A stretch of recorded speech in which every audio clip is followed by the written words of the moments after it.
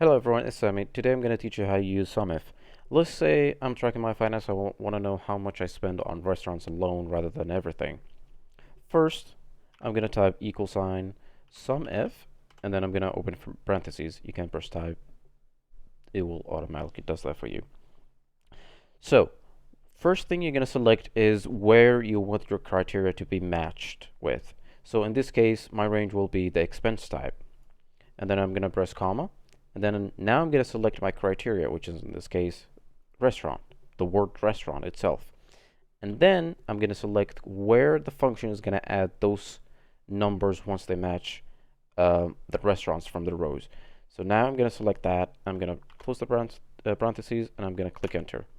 And there you go. You can click Control Enter. It will automatically does that for you sometimes. Or you can just double click it. Now, if you want to add multiple conditions within the same format, you're going to use SUMIFs, with an S. So first thing you're going to do is basically type SUMIFs, and then press tab. That will open the parentheses for you.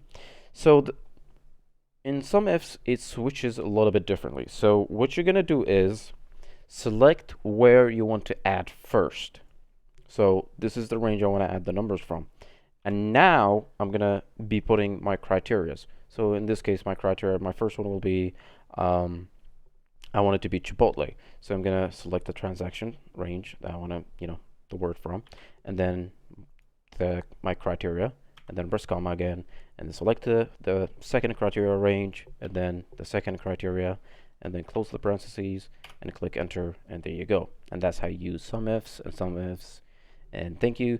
Please subscribe, like, and comment, and share.